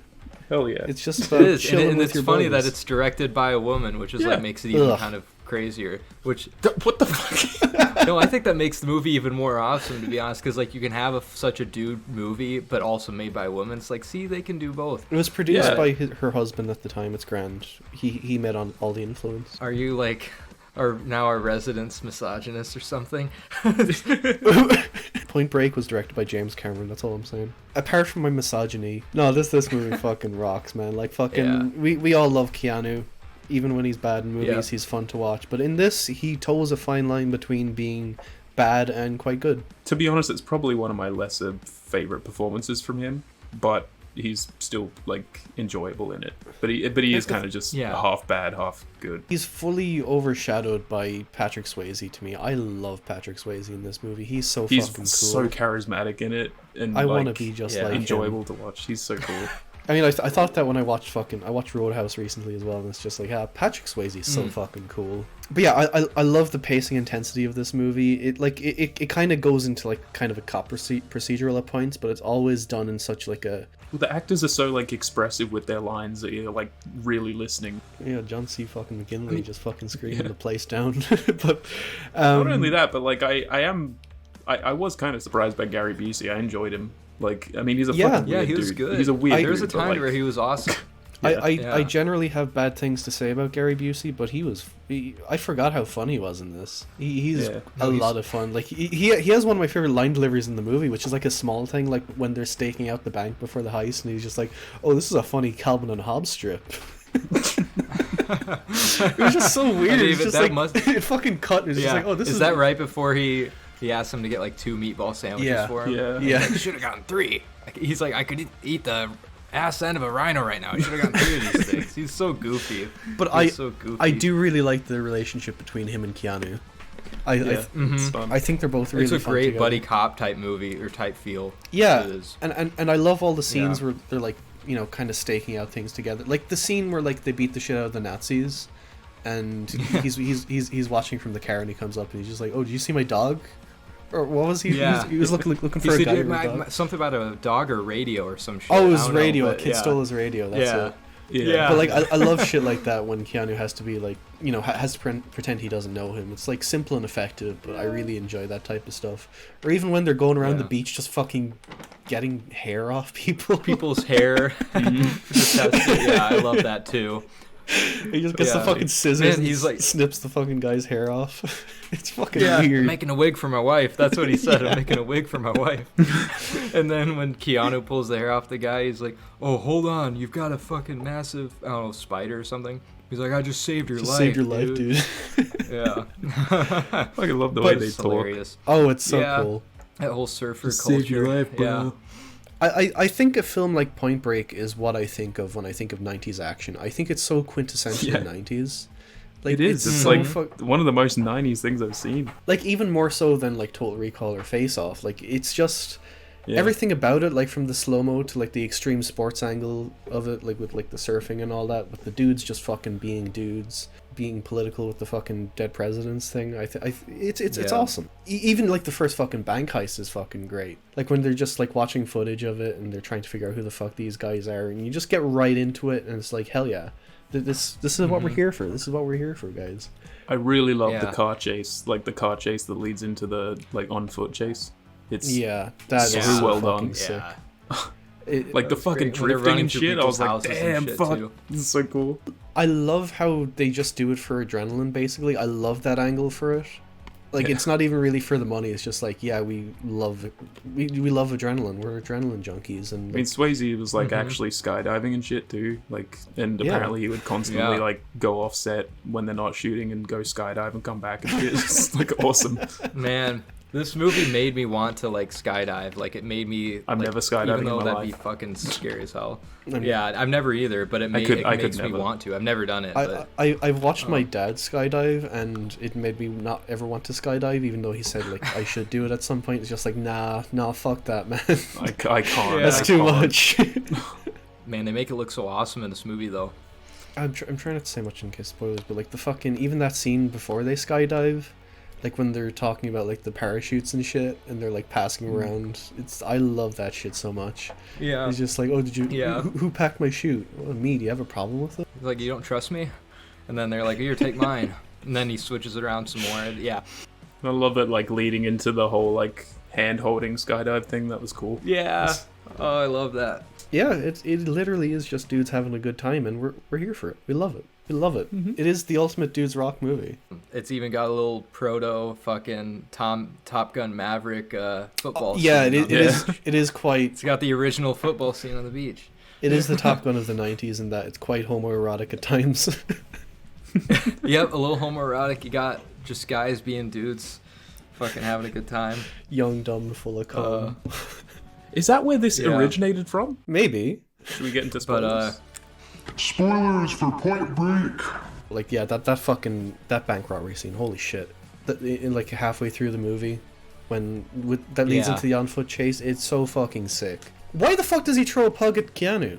What made him do That was the only thing where I was just like, this is getting silly now. Like, No, it did get silly at that point. And I love like, that, but it's almost so because it feels like it goes on a long time. Like that feels like that chase does go on. I for do think quite the a while. on-foot section And of it just started to go on for a little bit it too does. much. The car chase, I was all in. And the though. fact that the car chase was great, but the on foot does go on a bit long, and the fact that I it think keeps it's perfect. the way it keeps, I think it's perfect too. Like even though it's goofy as hell at points, like the way he just throws a fucking dog. It's like it's almost like it becomes like a comedy fucking. Well, chase at a sorry certain as point well. because of Like that. the fucking. What the hell was that man thinking with the fucking like fuel pump, like spraying the fire? Yeah. Like it's the pump is right behind you. It's like yeah, fucking nuts. I think they just went over the top with a lot of their fucking visuals and a lot of their like they thought like this will look awesome. Like he's got the Reagan mask on, he's spraying in slow motion a flamethrower. Like Another thing as well about this that's quite similar to a movie we'll talk about later as well, but like fucking how long the end goes on for. It's like 40 minutes of just action. It just keeps going and going and going. It feels like it's so fun though, but it's like so 90s to do Yeah. that. I love the entire ending. I Like you think the feel like ending's there's lot going of to be a fun. big climax and then it's like, no, this is the climax. No, this is the climax. It's fucking yeah, awesome. but the real climax I think really packs like a punch because It it's like does, yeah. almost like it's really I don't know. It's just a very emotional, I guess. It is kind of is weirdly. but It's almost like cliched, but it's yeah. also perfect for the movie. I burst out laughing when he fucking threw the fucking FBI Yeah. badge into the sea. So I was like, cheesy. that's so fucking cheesy. It's so cool. like it's so cliche. But whenever I see a scene like that, it's just like, wouldn't the FBI ask for the badge back? Like, why are you just throwing it into the sea? Like, wouldn't you get in trouble? But surely they'd want the badge back. Yeah, give me a badge and a gun. Yeah. Oh, sorry, I threw it in the ocean. No, I was having a moment, boss. you're right though. Like a lot of the moments like that really do kind of feel cliche, and like a lot of story beats with it. But you kind of come to feel expect cliche. it Like, after he- a while with this movie. You do, but like even moments where like he kidnaps the girl, like he has the love interest, then she gets kidnapped, and he shows him a video of it, and it's like I've seen it, but it's like it totally still works. You I know, think that's for the what only it is. one but of the few things in the movie that I have a big issue with. I don't like that he does that. It kind of feels feels out out of of character character. a bit. Yeah, it does a little because bit. he's not a violent guy, even though he claims not to be, and like this is a girl that he's supposed to like care about. So The bank robbery that goes wrong, that makes sense. I feel like that makes complete sense. But also, I feel like there's like a better way to get Keanu part of the heist. There must be, rather than just making like the girl like a damsel in distress or whatever. Like, you know, that trope, I don't really have much issues with it, like in most movies, but like in this, it was just like, no, that kind of feels like a bit forced in there. Like, I'd rather Yeah, something it else, definitely does. especially since they're just doing it for adrenaline. But I feel like they really wrote themselves into a corner with that, like in terms of like how do we get him to go along with the heist? Like, I mean, what else? Yeah, can it's you just do, like in order to really? do that, you have to give Patrick Swayze like a very big character shift that feels out of place, and it just doesn't Yeah. really give work too some well. black or some leverage. as to Like, why the did he fuck go would into the ever vault? Why did he agree. choose to go into the vault? We don't know. He just did. Yeah. Well, I feel like it was just a thing of like he wanted to get Johnny Keanu caught, yeah. right? Because like Yeah. it is a very out of character thing, but he's just like, yeah, like I feel like we're going down. Like maybe the four of us can get away, but like, you know, Johnny's face is on the fucking camera. I love that moment after the heist too, and like they have him in handcuffs, but then Gary Busey kind of gets Yeah, him I out of it love and that. punches that fucking Yeah. guy in the face. There's one I thing love I've that. learned all these years in the Force: respect your elders. Respect your elders. Oh, that's so good. It's so fucking good. Oh my God. Even this movie has one-liners. It's Oh great. yeah, it's awesome. 90s and 80s were like the 2 decades for fucking one-liners and action movies. I also really like the cinematography in this movie. It's not like really good. amazing or anything, but it gives off a vibe. I love the vibe of it. And even just 90s, I've noticed that like 90s movies in general, they all have a very similar way that they were shot. I don't even know how to describe it, but they all have that look, you know, that 90s movie look. Yeah. I still don't know how to fucking describe it, but it just has that, and it's a vibe. You just It know it totally when you is. see it. Also, a small thing that I really like that I completely forgot about. I really like that all the presidents act like the presidents. I really like that little touch. They even do the voices. Yeah, and Nixon like guy there's was the funny. Nixon voice. I'm not a crook. Yeah. I'm not a crook. Yeah. I love that shit. If we're talking about bank robbery masks in movies, the one that I've always loved is the fucking town. Oh, Heat is great too, but the town with the nun masks, I will never forget that. I don't know if you guys have seen I the haven't town. seen the town. I haven't seen it. By Ben Affleck. That's one of my favorite movies fucking ever, and like just the imagery of like they all put on like these nun masks and it's creepy as fuck and it's awesome. But yeah, I just overall, I mean, yeah, the movie just has like such a personality to it. Like even though there was a time, like for a long time, to me this was a so bad it's good movie, because I honestly, my first time watching it, I thought that it was too goofy, a little too ridiculous. Like I thought the plot was so fucking wacky, but the second time watching it, I don't know why I took it more seriously. I think it's like the lengths that they go to with the filmmaking sometimes is really like admirable. And I think I'd say the same thing I said about Total Recall. It is very over the top and goofy, but it's never winking at you. It's never like, oh yeah, we know this is goofy. It's like it goes with it. Right. It's within its world, and I love that about it. I love that it's self-serious to a point. it is kind of like how I feel about Top Gun, kind of, because that movie feels like it's just too much of a product of its time, you know, like. Oh yeah, but this one, Top Gun just kind of sucks. Yeah. this one holds its own Yeah, at least. just all the soundtrack or needle drops in that movie fucking ruin it for me. Yeah, But it's- it's Trash movie. yeah. No, that one's definitely like kind of a product of its time, and this is too to a degree, but not. I mean, you could watch this. It's not to a fault we're in like that one. 2024 watching kinda, this, and it's where it feels really aged. exactly, yeah. And to me, the only wacky part of the movie really is the surfing like aspect of it. I so just cool, thought that was like surfing bank robbers. At first, I thought that was so dumb, but now I watch it and I'm like, I'm glad that. Otherwise, this would be honestly a pretty boring, just like run of the mill fucking bank robbery movie if you didn't have the surfing aspect in it. But it adds such a personality and like an identity to the movie, you know. I mean, like, cause yeah. I mean, nobody. What else has done this? Like, no, what other fucking movie has done this? Like the surfing is the point in that, like, you know, they're always looking for adrenaline, whether it's like the skydiving, the bank heists, surfing, fighting, exactly, even. yeah. You know, they're always looking Yeah, for adrenaline, exactly. and it does make sense that they're surfers. It's cool. It does. It's fucking cool. I love that fucking line when like Keanu comes into the FBI headquarters with like the surfboard. And John He's C. like, it wouldn't fit in the car with the door open. No, John C. McGinley is like, oh, do you have anything to report at all? And Keanu's just like, caught my first tube today, sir. Oh, that. We're very sad about Gary Busey's death. Eh, not really. A little bit sad. I mean, yeah, he was a great character. Yeah. I didn't really feel like emotionally attached to any of these characters, so it's just like, yeah, I suppose he's dead. Yeah, he was really fun in the movie. Like, those two alone carried the movie. I mean, and Patrick Swayze, obviously, like you said, but... I think my opinion pretty much stayed the same from the last time I watched it, but it's still a fun watch. It's still just... I could easily watch it again any day. It's just such a fun time. I'd give it an 8 out of 10. Jumped up a full star from my last time. I think I gave it like a Nice. 6 out of 10 my last time. So yeah, 8 out of 10 now. I would also give it an 8 out of 10. It stayed at an 8 out of 10 for me. Joining you right there, boys. 8 out of 10. Yeah. Look at that. Fun as fuck. Moving on to the last one of Speaking of this. fun as fuck. Yeah. Face Off from 1997, directed by John Woo. Get ready for the most insane plot of your life. I'm just prefacing this by saying, like, I cannot believe this movie even fucking exists with this plot. But yeah, an anti-terrorism agent goes under the knife to acquire the likeness of a terrorist and gather details about a bombing plot. When the terrorist escapes custody, he undergoes surgery to look like the agent so he can get close to the agent's family. And that's Face Off.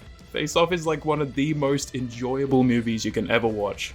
Like, it's It is. just... And with friends as well, like, it's so fucking fun to watch. Just pure entertainment. It's Yeah. just pure popcorn movie entertainment at its fucking finest. It An really action that goes balls to the fucking walls. Like, it's just, like, it's Yeah. nuts. This is the most, like, extra action I've seen. It's so fucking over the top, but I love it for that. I was thinking this while watching the movie, and I've been thinking about it since I've seen it. Do you think they should have swapped...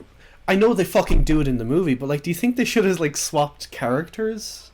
No. Maybe? As in, like, I feel like Cage would have worked better if, you know, because, like, John Travolta is the villain for most of the movie. And I feel Right. like if they played more into Cage being the villain, but I was also thinking, like, Cage has a weirdly sympathetic face, and I think that kind of lends itself to him being the good guy as well. Yeah, it's like the weirdest thing as well. You feel sorry for him the entire movie, but he's the bad guy. It's like awesome. he has such sad eyes. Yeah. Well, I think that totally works. So, like, for what it is, because, like, you're watching, and this is not spoiling it because you just read it in the plot, but, like, you know, you're watching Cage's, like, the majority of the movie, Cage, you're seeing Cage, but he's actually John Travolta. So, if you see him as sympathetic, then you should, because that is still, in deep down, that is John Travolta's character, so it makes sense to sympathize with him. So I think it was a perfect choice, honestly, because Cage can just balance my fucking god, they play each other so well. Like they do. Holy the shit! Performances are my favorite part of this movie. I really love both of them in it. It's so fucking ballsy to even try pull off a concept like this, but they do it, and they found the two perfect actors to do it. Like I said, I might have thought that like Cage would have been better as the villain most of the movie, but I think it's good as it is because John Travolta is also kind of fucking creepy looking, so it kind of makes sense that he's the villain. Yeah, it's perfect though because like when Cage is playing like the actual villain, like he's so fucking good. He's so goofy. He's ridiculous. Like some of his fucking lines, it hooks you right away because like that during the opening fucking credits, like he's just losing his shit. Ready for the I could eat a peach for hours. Well, when the moment he's in that fucking preacher outfit and he starts like headbanging into the fucking chorus, it's hilarious. It's hilarious headbanging to the choir. This is such a quotable movie too. It's like you so can just quotable. Quote it. Like it's like looking in a mirror, only not.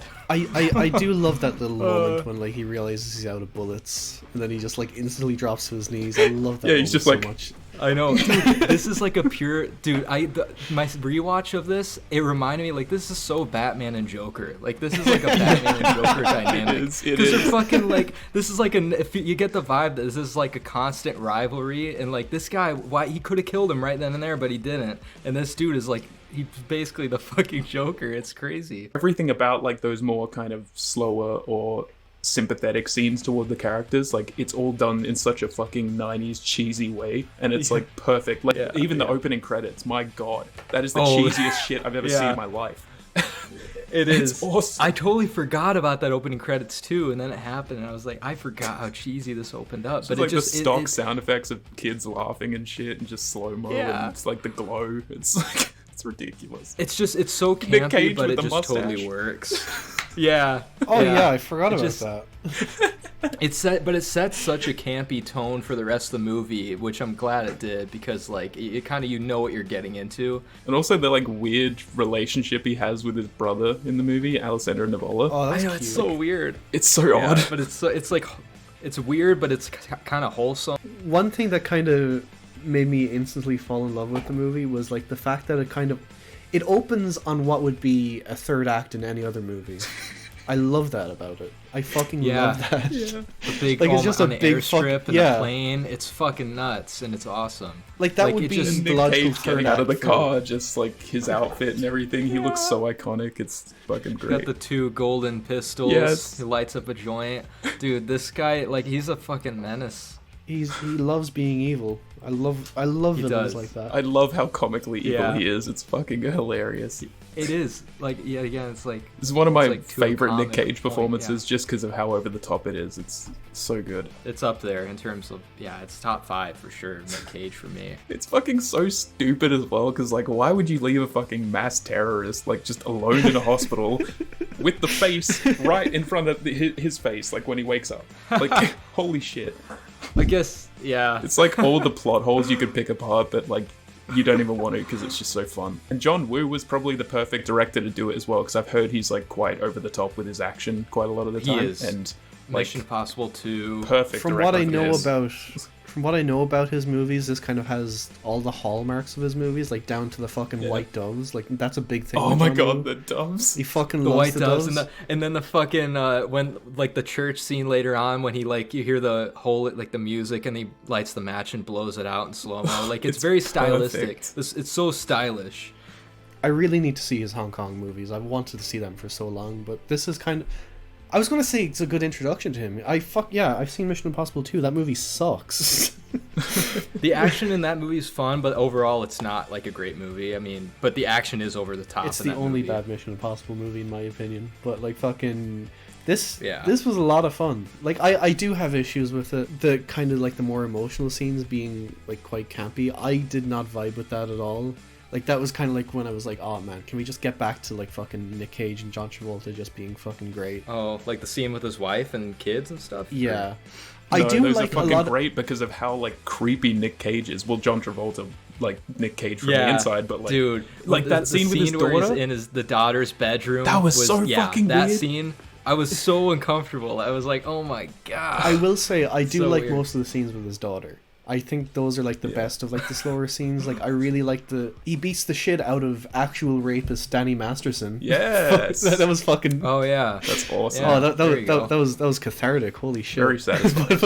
that aged well. But then like when Yeah. they're talking afterwards and he gives her the butterfly knife. I mean, he did good. He did good in that moment. Yeah, no, that was a good. But like a lot of those scenes like between John Travolta and his wife, I just couldn't get down with it. I love most everything else, but those scenes like I don't really know. fucking bring it down for me. I thought they were kind of fun. I just enjoy like watching I didn't mind them. John Travolta bounce off that shit. It's so funny. I don't know. I thought like even though you could pick this movie apart for how cheesy and goofy it is, and like you don't need to take it seriously, I really feel like there are some legitimately emotional moments at time. You know, like when Travolta, who's actually Nick Cage in that moment, and they have to go and visit the grave of the son that he killed. Yeah. And he's just like, I do really like the scene later on with Nick Cage and Gina Gershon.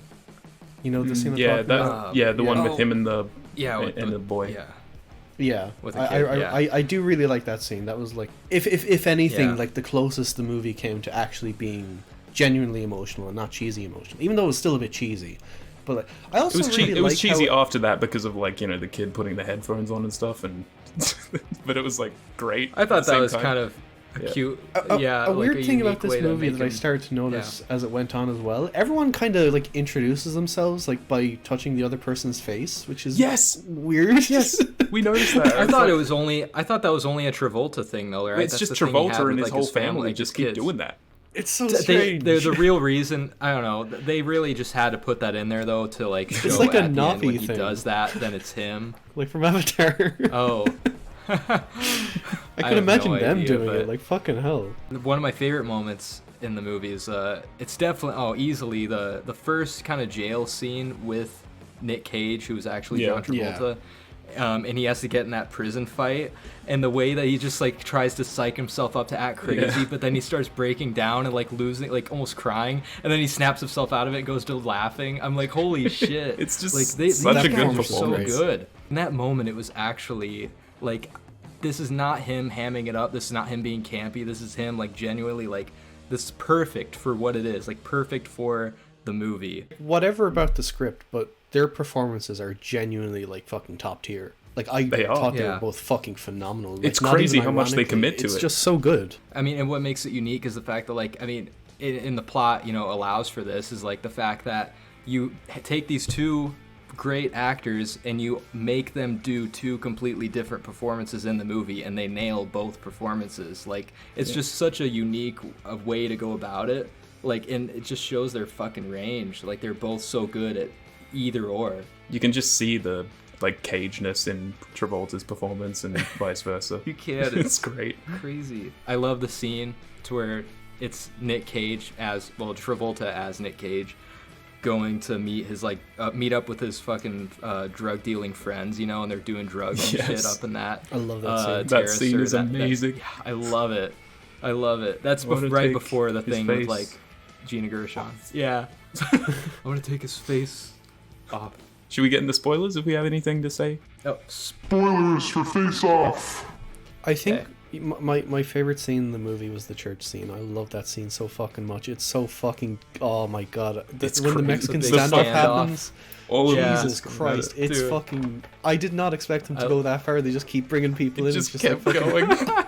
And that whole action scene was like really fucking cool as well, because I think it's the only action scene in the movie where it kind of ties around with the fact that like some people still don't know that they're different people. They kind of play into that a bit, like with the daughter as well. Like when she's kind of just running around and she still thinks that fucking Travolta is Castor Troy or whatever. I really like those little touches. And also they do the fucking, you know, the cliche thing of, like, you know, whenever there's like a case of mistaken identity in a movie, you have to do that. Oh no, that's the real one. That's the fake one. I'm the real one. I just love how the action just goes on for fucking ages after that as well. The fucking boat jump. Oh my god. Oh, Jesus Christ. It goes right till the fucking bitter end as well. They fly off the fucking boat and then they're just whacking the shit out of each other. It's so good. Yeah. And then fucking Cage harpoon. just screaming at him like, die! Yeah. Die! It's so good. I love that. A lot of great Nick Cage screaming moments in this. Like when he first wakes up and sees the face, John Travolta sees the face of Nick Cage on him. He's like, fuck you! Fuck you! Fuck you! He just freaks out. I love how dumb the script is. I so really dumb. love that very fucking obvious metaphor of like the wound he has in the chest from when his child got shot. He's just like, oh yeah. When you put me back, I want to keep this scar, and then at the end he's like, you know what? You can get rid of the scar. I love that. It's so fucking stupid. It's just like, oh, no, it's all good. Yeah. And I have a new son. That was so fucking weird too. Why were they all just okay with it? It's just like, hey guys, I gotta, you know, there's this little kid here. He's gonna live with us now. Is that okay? It's the whole thing of like he took his son away from him at the beginning, and he had that void, and like, oh, now this is his way of, you know, filling even like that void, a new son. But like in that scene as well, like how he takes like so long to walk up to the door in slow motion, and the music is so fucking cheesy. It's awesome. It almost gets like soap opera-ish at some points, but I mean, I don't know. It always worked for me in a weird, goofy way, a weird, campy way. Also, what fucking character names Castor Troy and Sean Archer? Dude, those are like the most badass, like cliche action names ever. Yeah. What kind of fucking parent calls their fucking children Castor and Pollux? What are they thinking? What are they thinking? Did you guys notice Lewis from American Psycho gets shot in the head? Oh, he does, yeah. Is that his name? Yeah, the gay guy from American Psycho. Oh, yeah. I forgot he was in this. There's a lot of that guys in this movie. Like, there's fucking, what's his name? John Carroll Lynch from Zodiac. I like that guy a lot. We were talking about the prison brawl earlier. I love, like, when he's just like, oh yeah, you don't decide when the fights end, I do. I love that line so much. That was so funny. Isn't he? Yeah, and he's also... That's weird because he's in Fargo, and there's another Fargo actor in this too. The fucking old guy that has that heart attack. Well, you think he has a heart attack? That's the couple Fargo actors in this. I keep forgetting he was in fucking Fargo. You only see him in a bed in Fargo. Oh wait. Oh, the husband. Yeah. Francis McDormand. Yeah. You don't see much. I always think of John Carroll Lynch with from the fucking mustache. Zodiac now. I love the fucking ridiculous concept as well, but like the whole prison system. How it's all so fucking so stupid. silly. The fucking it's on a magnetic grid. What the fuck does that even mean? Shut up. It just makes you wonder, like, does this take place in like the near future? Like, it's a little fucking like it's high very tech, science or fiction. is it modern day? Yeah, it's like they got a weird sci-fi twist to it. Also, Brawl and Cell Block 99 rip off a line from this, like when they're talking about like, oh, Amnesty International doesn't recognize us, because I'm pretty sure that exact line is said by fucking Don Johnson. I would have never remembered. Yeah, from Don Johnson. Yeah. I just thought that was interesting. It's just like, that's a very very specific line. Maybe it was a little nod to Face Off. I'm happy I finally watched this movie. This was a lot of fun. I think I'd like it more knowing that there's like a lot of like downtime, because like for a movie that was sold to me as all out action, it was surprisingly like quite light on action, but whenever it did get the action there, I wouldn't say it's all out action or anything. It's just like when the action's there, it's really fucking when the action prominent. happens, it's it fucking goes all out. So much fucking slow-mo. Holy shit. Yeah. I mean, the moments of action were fucking awesome, but like even the moments that didn't have action, like I almost enjoyed even more just like watching them try and play the other person. I would really enjoy watching it with a couple of beers and a couple of friends. I think that's the perfect environment to watch Face Off. Even watching it alone and sober, like this time, you know, I was like having such a blast too. Like even it's still fun. That. God, you could just put this movie on like whenever. You really could. It's just a bit too long. I felt the length a bit, mainly because of the I can definitely emotional scenes that that didn't work for me. The first time I watched that was quite the same. I think the length was a bit of a problem for me in those slower scenes, but just every time I rewatch it, I'm just like, I get something new out of it. So personally, I would give it a 10 out of 10. I fucking love Face Off. Face Off slaps. It's awesome. Hell yeah, it is. It's pure entertainment. at its finest. After rewatching it, I gave it a 9, but the more we just talked about it, the more I can't stop thinking about it, and like I don't know what bad I have to say about it. Like I really don't have anything really bad to say about it, so I'm gonna change my score. I'm giving it a 10 out of 10 as well. Let's go. Fucking 10. My man. It's just, Fuck yeah. it's so much It's fun. awesome. There's no other movie like it. 7 out of 10. I can't quite get it up any higher because of my problems with it, but it's still fun. Oof. It's still fun. Hurts me. I liked it a lot. I'm very glad I watched it. Let's get on to listener questions. First one from Movies That Don't Suck. If you could remake one of these, which would it be, and who would you cast / director? Well, two of them have two of- remakes. Never remaking Face Off. Yeah. I just Yeah, can't do it. never. But if you had to, if you could, I guess. I feel like Total Recall would Total Recall would probably be the one where it could work nowadays if they like had a Yeah. good script and shit. I can't see Point Break really working that well right now, or Face Off. John Cena, directed by Denis Villeneuve. Yeah, like that's gonna happen. Be like Blade Runner Part fucking 3. I mean, I wish it would, but fuck. I think it's hard to recast Arnie. Yeah, It is. he was a one-of-a-kind actor. Rest in peace. I don't know why I said was. There's not really much you can do with any of these because they're all so 90s. They're so of their time. They're such singular voices from their directors, you know? It felt like they Yeah. wanted to tell these stories, and it's not really. I guess I'm sucking the fun out of the question by just saying, "Oh yeah, you can't remake these." Fucking, you know, if they were to do a Face-Off remake, I think I would trust Chaz Stahelski. I think he could do a Oh good yeah, job. Of it. the fucking John Wick director. I don't think he'd go hard enough. Did you see John Wick 4, my man? I think he would See just Face turn Off? it into a John Wick movie. I think he would just make it a John Wick movie, which is like not really what it was, you know. Can I just say I really like the mirror scene in Face Off? I forgot to say that. I really like Yeah. that scene. Yeah, I can see Total Recall working just because it's already set way in the fucking future, and like we're still making movies like that. Yeah. But Point Break and Face Off were like so 90s. I feel like Yeah. they cemented themselves in that time. And they shouldn't. I just don't think they would work outside of that. But Yeah, and it's because Total Recall is like exploring something that isn't in the 90s like the other ones, you know. right, yeah. And then All Right So Reviews has a similar question. Why has there been no remake of Face Off but remakes of the other two?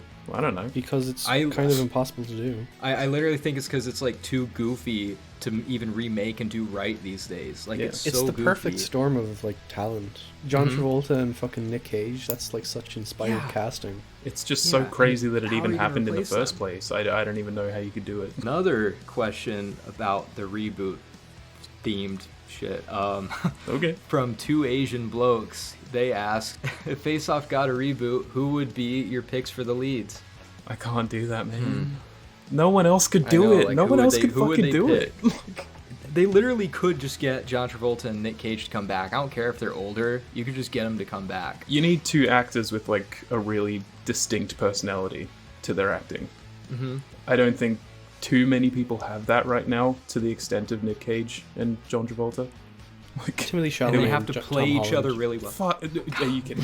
How Is did that I a know joke? that was better have been a coming? joke. How did I know that was coming? No, Ryan Gosling and Ryan Reynolds. The sad part is I could see them doing that. The Rock and John I Cena. feel like Keanu Reeves could work, but with who is the question? I feel like you need like a guy like not too young but not too old for this, right? Yeah. Yeah. And that's the hard part is that you have to find two actors that like are really distinct but can also play each other both really well, just like those two played each other really well. De Niro and Pesci. Oh, dude. Kurt Russell and Jeff Bridges. That'd rock, actually. That could work. Brendan Gleeson and Stellan Skarsgård. Now we're getting out of hand. I don't know. It's crazy, crazy stuff. Glenn Howerton and Rob McElhenney. Danny DeVito and Arnold Schwarzenegger. I There would we watch go. that. I'd watch that. Twins. Yeah. Twins How are they gonna reunion. do that? They're both like way fucking bigger than each other. Yeah, exactly. They'd have to like. Oh my god. Like it's gonna be so They'd have obvious to if you come see up with Arnold Schwarzenegger's head on the shortest man in the world. That's just like nightmare fuel. That is Danny nightmare DeVito fuel, on but a I would big still watch muscular that. Body. Make it directed by Dan Cronenberg. Oh, God, yeah. Well, okay, on to the last two questions, which are both by Julia, Hey. Moving Pictures. If you had a Rekall vacation, where would you go? What would you do? This could be a trap. Because aren't you supposed to pick a woman as well? You should try and trap me? Oh, see, she is. Is that required for it? I don't know, but if it Maybe. is, What if a woman look wants bad. recall vacation? if Julia was in Recall, I'd pick her. Then they'd have to pick a guy. But what if they're lesbian? What if they're gay? What if they're asexual? Well, then you're out of luck. I don't know. You pick a best friend. You want to be a FBI agent that has to go after surfers. That'd be my recall vacation. I'd want to be an FBI agent that goes after a mass terrorist. I want to be a spy that's sent to Mars. Jesus Christ. Sorry, Julia. No, you know what? If I had a recall vacation, where I'd go to Skyrim. Why not? Oh shit! If we can pick literally anywhere. Fellas, there's this time in the past where I was in Whiterun. It was with my. Skyrim would be just awesome. just recounting Awesome your world. fucking time in Skyrim. Yeah. Yeah. Guys, I swear it happened. It's real. Probably Hogwarts, Oh. to be honest. Oh yeah. I love That'd be Hogwarts. good. I'd love to learn magic. Just pick up a twig. Just be like, hey guys, watch this. Look, fucking Wingardium Leviosa. Anything's possible in recall. But yeah, I don't know. Good question. Last one. Please do some Nick Cage, John Travolta impressions from Face Off. No. Do it. Do it. Why me? You do it. She demands it. We'll all do demands it. it. We have to all do it. This is my John Travolta impression. Okay. Isn't this religious? Ah, yes. The eternal battle between good and evil, Satan sinners, but you're still not having any fun. Did John Travolta Travolta's just Irish? infiltrate our podcast? What the fuck? Sorry, guys. I know I'm too. Look, I'll do my. Do you want me to do my Nick Cage one? You know, I could eat a peach for hours. Fucking hell. Lies, deceit, mixed messages. This is turning into a real marriage. David Lynch in here. No, it was David Nicolas Lynch? Cage. Just David Lynch, dude. Oh. You're not the only one in the family with the brains.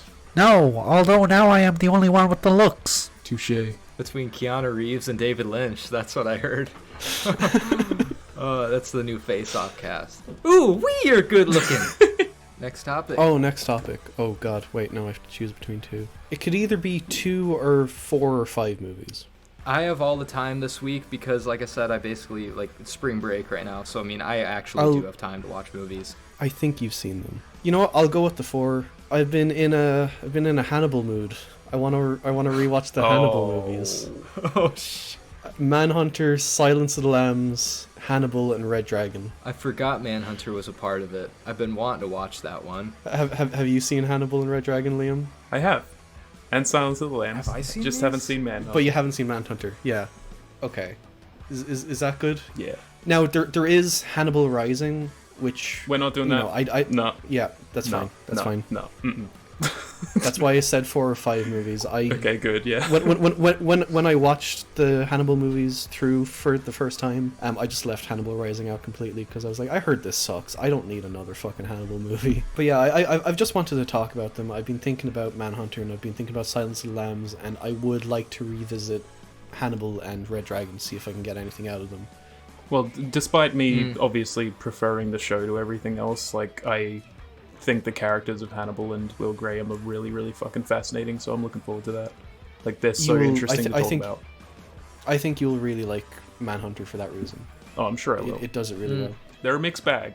The era They are a mixed mixed bag. It'll be a fun discussion. Yeah, I only remember Silence of the Lambs, so I'll have to rewatch them all. Well, I have Or those watch 'em 3 all. on Blu-ray, so I can watch those. Yeah, hell yeah. Yeah, out of curiosity, what were the other options you would have picked? Yeah. Save it for another day. That's such a me topic. Why did you pick it, bitch? Because you didn't pick Yeah, it. it's Well, I was busy picking You- Point Break, Total Recall, Face Off. You didn't think of it first. Yeah, you can find me at Views by Quinn on all the social medias, Instagram, Letterboxd. Just check out the link tree.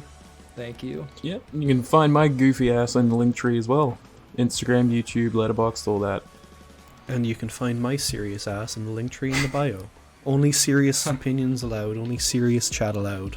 Can you shoot a gun into the air while saying peace out, bitches? All right, and add some gun effects to it for the peace out, and explosions and shit. Peace out, bitches!